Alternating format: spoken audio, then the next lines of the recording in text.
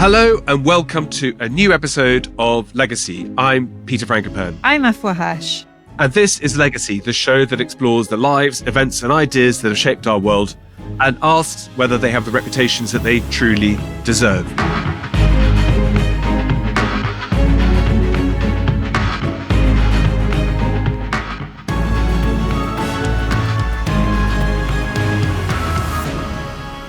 So this is episode 2, Afua, on Kwame Nkrumah. How do you think we did first time round? Are we on track?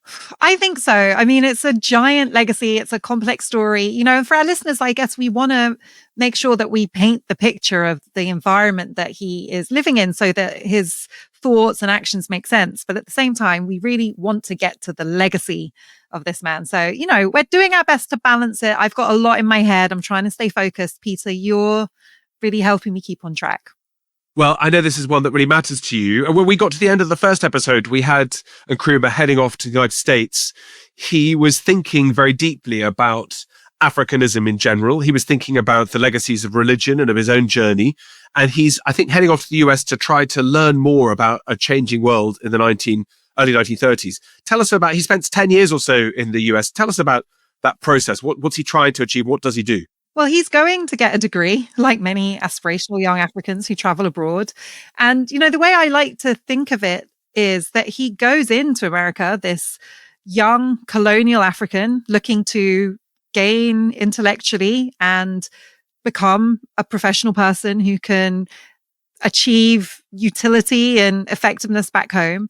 But he comes out of this decade in America really a different person, a leader, an organizer, and most importantly, a thinker with a commitment to a very specific idea, Peter. And that idea is unifying Black people from oppression, not just in the Gold Coast, not just in America, but everywhere. Just start me, Afua, on about Africa and about the difference of sub-Saharan and North Africa.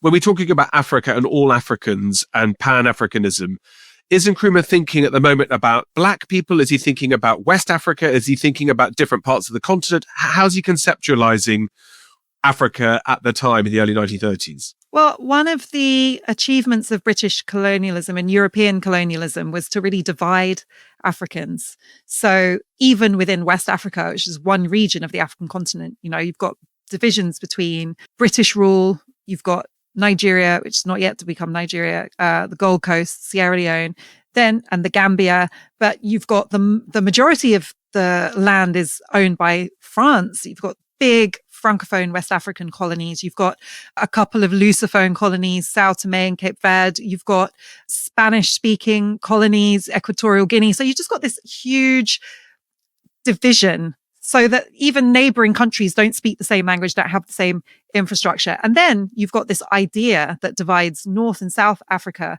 And even the language of sub-Saharan Africa is very contested because it's actually language that replaced colonial language of tropical Africa, equatorial Africa. And what you find is that this is basically coded for Black.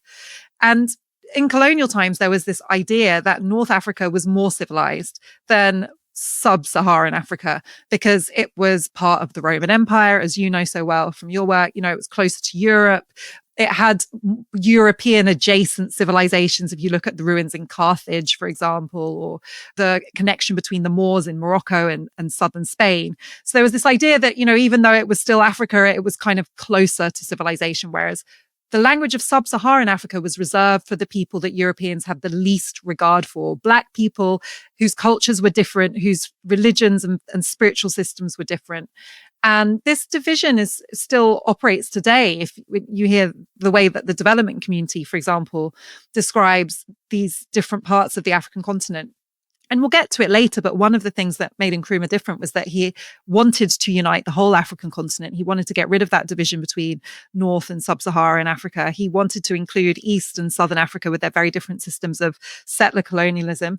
And he also wanted to unite Black people in the Caribbean, in Europe, and countries like Britain and France. So it's an incredibly expansionist view of Blackness. And it wasn't the idea that Black people are superior. It wasn't reversing white supremacy with an idea of Black supremacy. It was instead this idea that no one is free until Africans are free. And that actually the liberation of all people of African descent who had suffered the most racial oppression, that if you achieve equity and justice for those people, then the whole world benefits. Everyone is included in that progress. So it's actually a very unifying, uplifting ideology. And of course, that made it very threatening in the 20th century, which, as we'll see, race and the battle for control of Africa and its resources were becoming more and more polarized during the Cold War. I'm just going to put a little footnote, Afua, when you said Lusophone, I'm sure all of our listeners know that they wouldn't know. That means Portuguese. Portuguese speaking from the Roman province of Lusitania. So, I mean, it's, these legacies, they really have a resonance. I mean, it's kind of amazing. Anyway, that idea that this might be a moment of opportunity, liberation, national identities has a very obvious setback in the middle of the 1930s. Mussolini, who's been on the rise in Italy since the early 1920s, takes the opportunity through a set of circumstances that gives him an opportunity to claim to be an imperial power, to knock out, to start a provoked, deliberate war against Ethiopia, which is the one real part of the African continent that has managed to resist European colonialism. Liberia and West Africa is a slightly unusual story, but this great Solomonic culture that we mentioned last time, Mussolini sets his imperial ambitions to show that Italy, like other European states, is an empire that's on the rise rather than on decline. There's to avenge a defeat that the Italians had suffered in 1896. There's a whole bunch of circumstances that Mussolini looks like he wants to be a great imperialist and a great leader. And when Nkrumah hears that, it obviously has a huge impact on his views and makes that fight for freedom even more urgent than ever before. At this point, Nkrumah is in London on his way to the US collecting his visa, and he's connecting with some of the other young Africans in London. And this is a profound and very distressing shock to them. And, I'm not sure people listening will know how big a deal Ethiopia was to colonized Africans. It was the only part, as you said, Peter, of the African continent that wasn't colonized. Even though Liberia is a republic, it was colonized by Black Americans, essentially, who were sent there by America trying to get rid of its own unwanted, formerly enslaved people. But Ethiopia has never been under the control of a European power at this point. And there's a practical dimension to that. It's a good example of how Africa's colonization isn't inevitable. But there's a spiritual dimension. Africans look to Ethiopia as this beacon. As we talked about in the last episode, it's been Christian far longer than Europe has been Christian. It's regarded as one of the old ancient centers of civilization. It's often used by Africans as this kind of check against the idea that Europeans have a monopoly over civilized ideas. And it has this history of Solomonic rule. There's the belief that the Holy Grail resides in Axum, guarded by monks, and that this has given divine protection for Ethiopia. So the existence of this free, ancient spiritual heartland on the African continent is an incredible source of strength and inspiration to colonized Africans yearning for their own freedom. To see that a fascist dictator has just reversed that history, invaded, it's more than just military assault. It's like an assault on the identity of all Africans and the beacon of hope that they harbored. And Nkrumah says when he heard about Mussolini invading Ethiopia, it felt almost as if the whole of London had suddenly declared war on me personally. And then he said, for the next few minutes, I could do nothing but glare at each impassive face, wondering if those people could possibly realize the wickedness of colonialism, and praying that the day might come when I could play my part in bringing about the downfall of such a system. Just thinking about the childhood and early adult years we talked about in the last episode, this is a sea change. This is a immediate radicalization. And that is the effect it has on many young Africans. It radicalizes them. It starts to make them see imperialism in evil terms as a system that must be overthrown. And it gives them a sense of urgency, because there's this sense that while they sit back and intellectualize and debate, more of their freedom is being taken away. I mean, what's interesting about so many of the great figures in history, the men and women, is that although, like all of us feel like we're too small to make any kind of meaningful difference, so Nkrumah saying that he wants to bring about the downfall of the colonial system, you have to try and do something. So Nkrumah, when he goes to the US, he gets a master's degree in philosophy at the University of Pennsylvania. But his time there is spent in incredible penury. I mean, he has to sleep rough sometimes. He works in selling fish in New York. He works as a waiter on board a ship but he's constantly thinking about the ways in which he can make a difference. And rather than accepting how it is or complaining about it, he's constantly trying to work out what are the next steps that might be able to shake this incredibly strong tree of colonialism. So he's conscientious. He's busy being rewarded with scholarships. He's still a brilliantly talented young man. But everywhere he goes, he sees racism and the effect of the Jim Crow lives on fellow African Americans. And in a way, I wouldn't say that gives him strength, but it keeps on inspiring him because every single hour, every single minute, he can see the realities of what it means to be a second-class citizen in a globalized world. I'm slightly laughing, Peter, because I said, now young Pan-Africans realize was the time for action, not intellectualizing. And then we're like, and then he goes and gets a master's in philosophy, which, probably doesn't strike people as the most immediate action-oriented course. But you're right. Being in America, now that you've had this radical awakening of how nefarious colonialism is, to be bang smack in the middle of Jim Crow America is just only furthering that sense of extreme injustice in the world. And Nkrumah's never experienced this formal color bar before, but now he's told he can't drink from the same water spittoon as white passengers. He's told that he can't eat in the same restaurants that white people are eating in. This is another shock to his system and a shock to his dignity. And one of the things that he does is he starts to volunteer for Black church. He's had this complicated relationship with Christianity. He was stepping away from his Catholic faith. But in America, he's discovering this proud tradition of liberationist Christianity that enslaved Africans took Christianity as their own doctrine. They interpreted the parts of the Bible that are about the Israelites freeing themselves from the Pharaoh's enslavement, this idea of your promised land, of fleeing from Babylon. And in the Black consciousness, this becomes a completely different ideology. And that's very appealing to Nkrumah in ways that the kind of staid Catholicism of his upbringing aren't anymore. And one of the jobs he has for a Black church is to conduct a survey of African American life. And this requires him to visit 600 African American households. So he's going to these homes and he's interviewing the inhabitants about their lives, about their daily struggles, about their daily experiences of racism.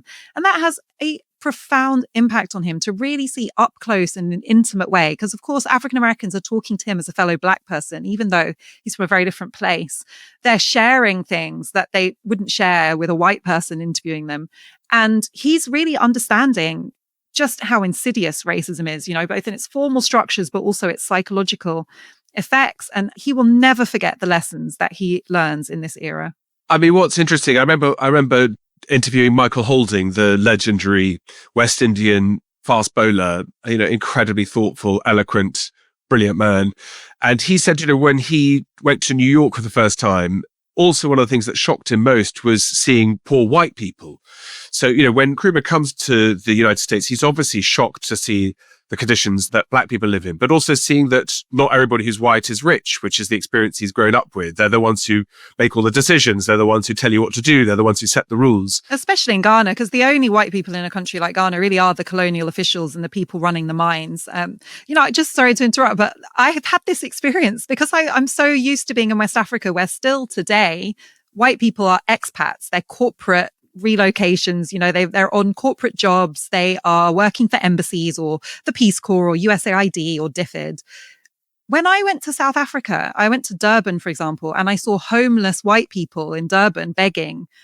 I was genuinely shocked because I have never seen poor white people in Africa before. And it gave me insight into how someone like Kwame Nkrumah must have felt seeing poor white people for the first time in America. Because, I know that there are poor white people in the world. I've just never seen it in Africa.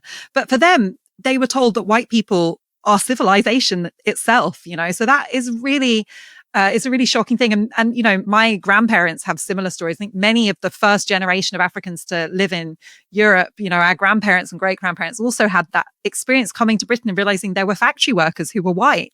No one ever told them that in Africa. Tell me, Afua, so Nkrumah starts to get involved with intellectual circles like the Harlem National Memorial Bookstore and the Schomburg Collection, try to find like-minded individuals to talk about what is happening, how to understand it, and what might be done. But the one that's most important is the Association of African Students in the US and Canada. To tell us about the AAS, about what kind of organization it is, how Nkrumah gets involved. Yeah, I mean, anyone who's been to university in Europe or America is probably familiar with the idea of kind of an Afro-Caribbean society or a Black society. This is something a bit different because there are still not many Africans in America at this time. Most of the Black people on a campus are going to be African American. And so these African students start to self-organize. And I would say there's really two main points to this association. One is a kind of social support network. If you've ever joined a university society, it's a way of forming community and having people you can kind of share your fears and stresses with, socialize, maybe meet romantic partners. But the other side for the African students in America is that they want to communicate their existence to African Americans. They want to educate African Americans on the fact that they, as Africans, exist and are educated and have an ideology. Because African Americans, like many people in the West, have also been educated with this idea that Africa is this kind of giant village of mud huts. They've also been told it's a primitive place. People who were enslaved in America have been taught that they were lucky to be brought to America as trafficked slaves because it got them out of barbarian Africa. This is the kind of conditioning people have received. So the African students want to show America who they are, what they're about, and hopefully convert African Americans to their thoughts about unifying the global Black community. So in this association is the beginning of ideas of West African unity, because you've got students from the Gold Coast, but also Sierra Leone and other English-speaking Africans coming together with a wider cause than their own nation. But you've also got these bigger ideas about the diaspora, the role that Black people who've never stepped foot on the African continent, what role they could play in this struggle for African freedom and for anti-racism everywhere. So it's a very formative association, and Nkrumah really rises through the ranks to become a really central part of it.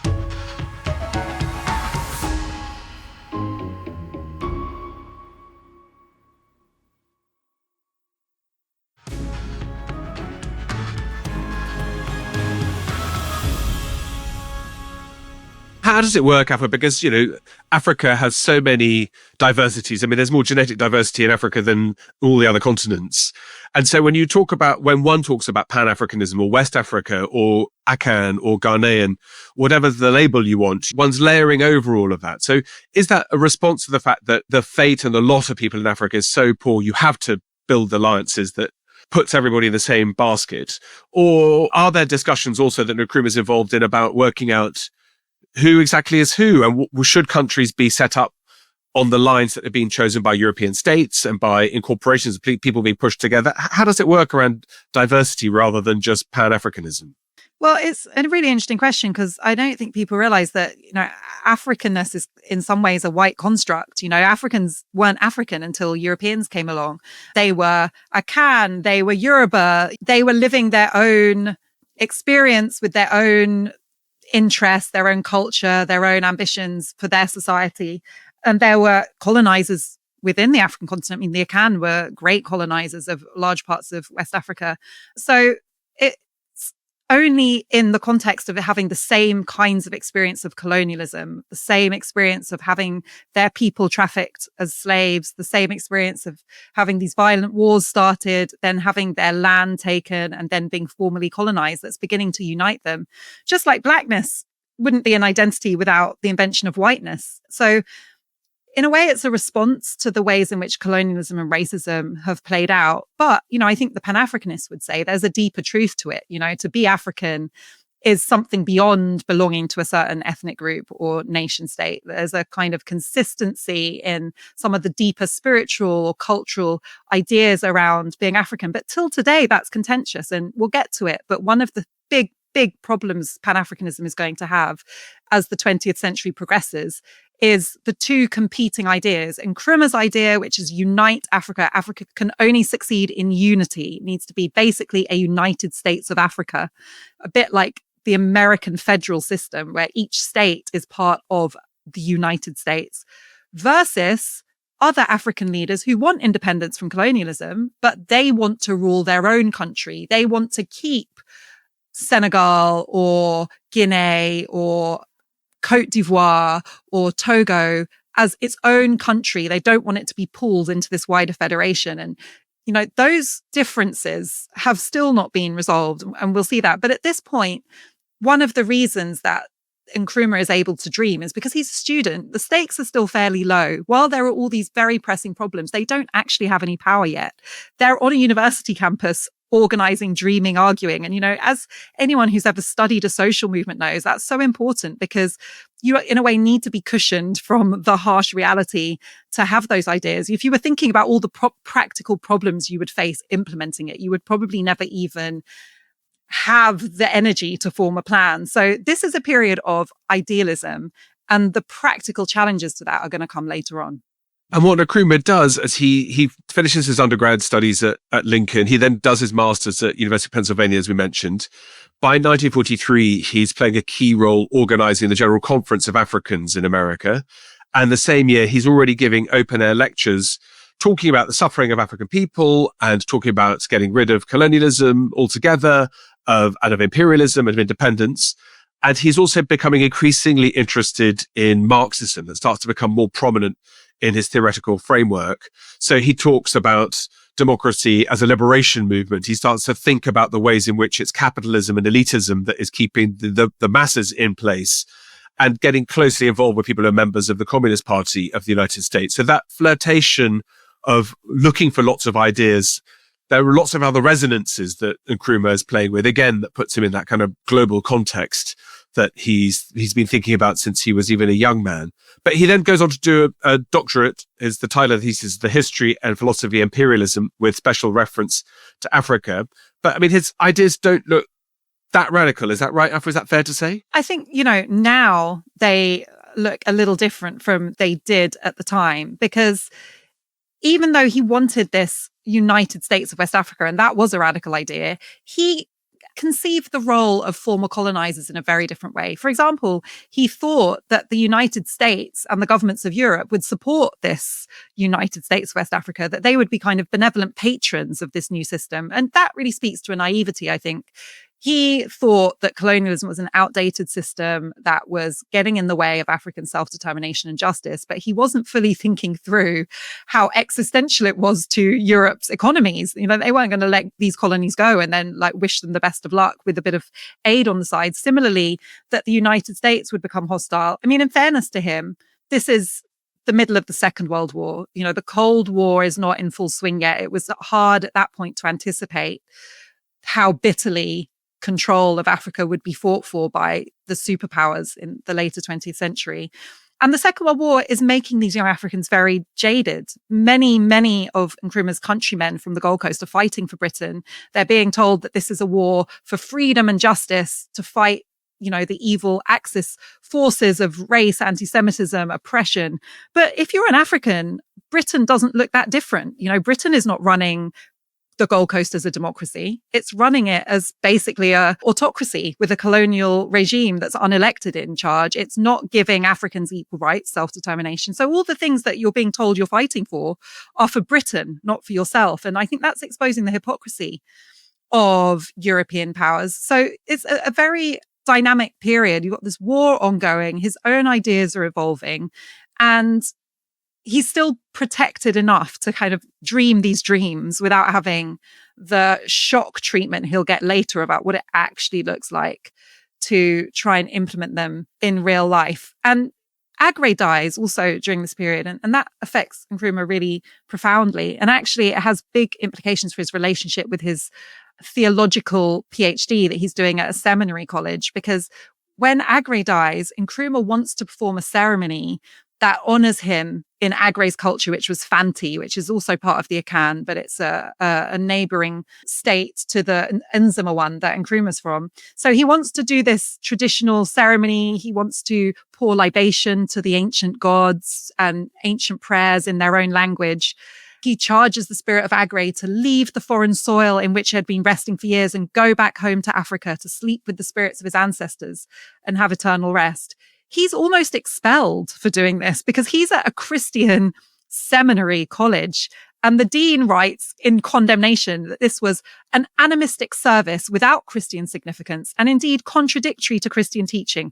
To pray to heathen gods and to pour libations to them is directly forbidden in the Holy Scripture. So this is a real reality check for Nkrumah that Christianity and his self-pride as someone steeped in this ancient African culture are conceived as completely incompatible by the authorities under whose control he currently is.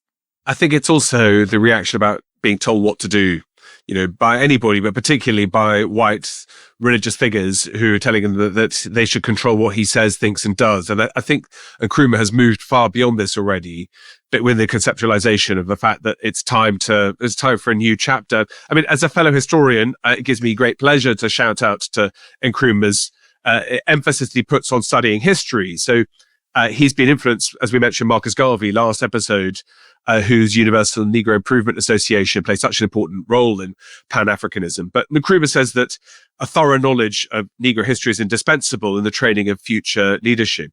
He said a country or a race without the knowledge of its past is tantamount to a ship without a pilot. So it's really important to understand who African people are before Europeans, what Europeans have done for bad and, I suppose, for good, but to also understand what the framing of where the future lies for Africa. That's something that Nkrumah is thinking about incredibly carefully.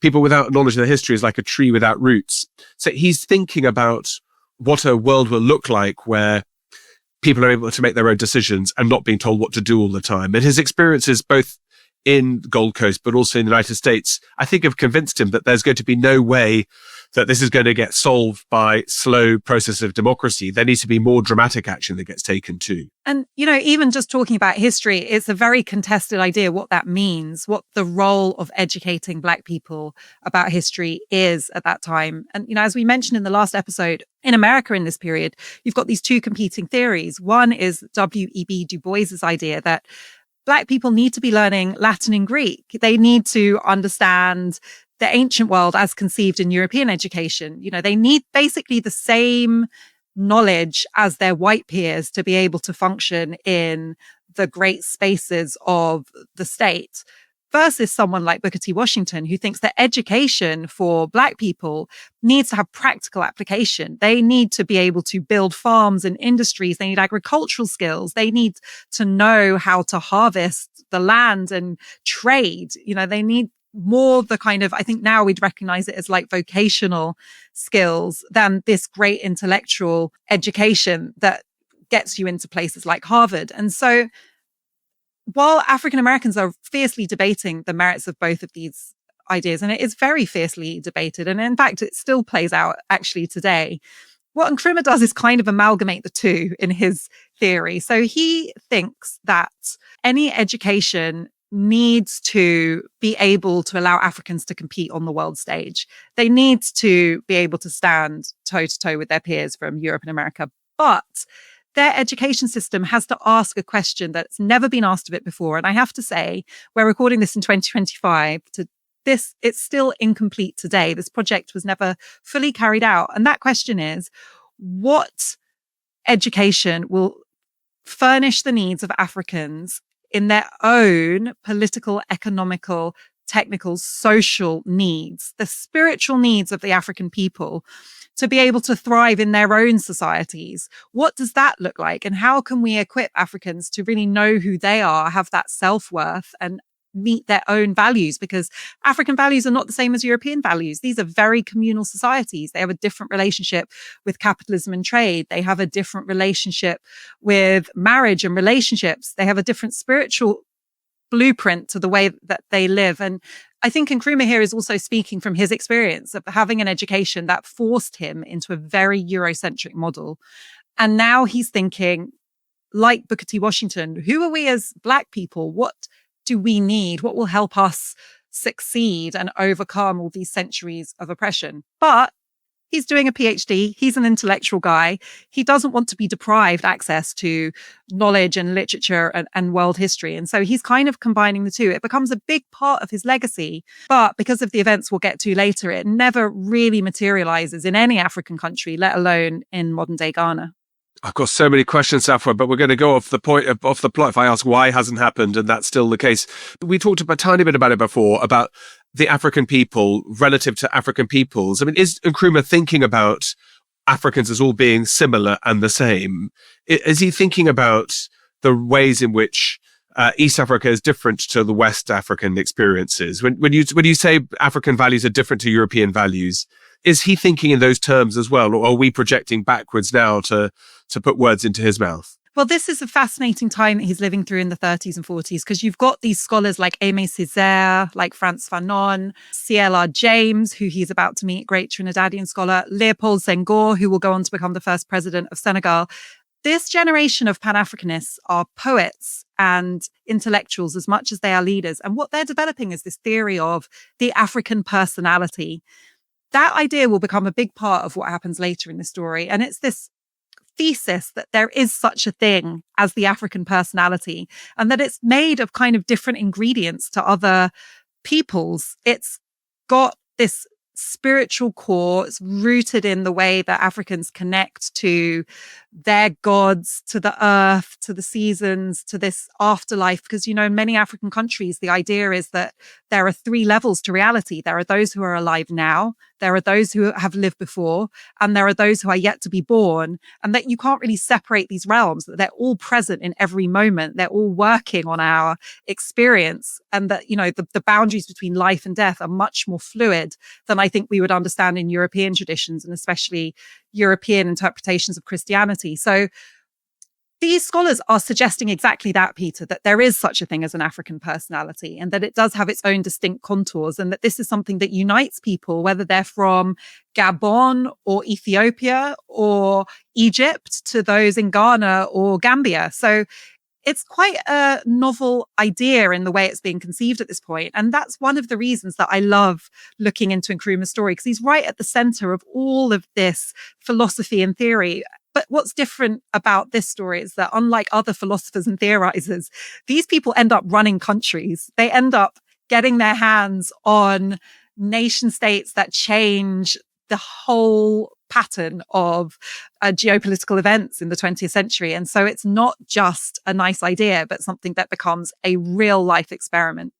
And Nkrumah, one of the first things we said about him when he was a young man is that he's a very good listener and watcher. So he's putting this in a wider context, not just of Africa. He's looking at education in other parts of the British Empire, in the East Indies, the West Indies, in Malaya, in Singapore, in Burma. He's seeing a pattern that he can identify with. So he can see that this is a matrix which deserves to be changed, if not broken. On top of that, he's acquired those skills that I think are really important, of not just being a thinker and a scholar and trying to write and finish his dissertation, but also of organizing things. So his role in the AAS, you know, you get used to convening meetings. You get used to listening to people. You get used to stopping the person who's talking for too long. You get used to looking for talent. And those kinds of logistical, the mechanics of how you run an organization can be very easy to forget about how important those are when it comes to not just running a country, but organizing any form of political movement, which is going to be so important. I was just going to say, we all know that person, don't we? You know, like if you've been to university, the person that kind of runs for the student union, or, you know, in the workplace, the person who wants to be the rep or representing the employees on the board. You know, if you have kids at a school, the parent that always wants to be on the teacher parent association. There's a kind of person that often steps up to those organizing roles and actually it's hard work enjoys as well. it. Well, I really admire it because I'm not that person. And, you know, we all need that person, and it is work. And there are those who kind of do it reluctantly because it's a massive chore, me. And there are those who enthusiastically embrace it and find something of their calling in doing it. And Nkrumah is definitely in that category. What about you, Peter? Are you the first person to volunteer to be a rep or a leader? I love the logistics, but you need to be very organized and you need to be very driven, because it's unrewarding. But if you've got a vision, and I think if you've got the fires burning and it's something you really believe in, then it's something that is, you approach it in a different way. So, you know, most people, if they're having to be on the parent association at school, it's kind of not enormously exciting, but someone has to do it, and it's, you know, it's your turn. I think Nkrumah has got a real drive to him because he can see there's a destination he wants to get to. He's surrounded himself with some of these incredible thinkers like Marcus Garvey, like C.L.R. James, the Trinidadian scholar and activist. You know, so he's been collecting people around him who fortify his energy, who fortify his determination that there's something that he can really achieve and make a difference. But just take us through, Afua, before we go, about how you sum up his time in the United States and what we have to look forward to in the next episode. As he's preparing to leave the United States, 1945, the Second World War is really winding down. He has, just as you said, Peter, emerged as quite a leader. And that's the external change. I guess he's gained these skills and this practical experience of organizing. But the internal change is probably even more stark. He has become totally synonymous in his own identity with Pan-Africanism, with anti-colonialism. And, he's not undogmatic. He debates, he likes to discuss, he assimilates other people's ideas. But he has really deepened his intellectual understanding of these ideas, and he's starting to convert those into political ambitions. So by the time he's finishing his doctoral dissertation, he feels that Lincoln University in the United States is not where he needs to be. The place he needs to be is the UK, and not just the UK, but London, because that is where young colonials with big ideas and big skills are beginning to gather at the end of the Second World War, planning what they think the future should look like. And that's next time on Legacy, where we're going to see Nkrumah's most dramatic transformation of all starting to take shape. This is the second episode in our series about Kwame Nkrumah. Legacy is hosted by me, Peter Frankopan. And me, Afua Hirsch.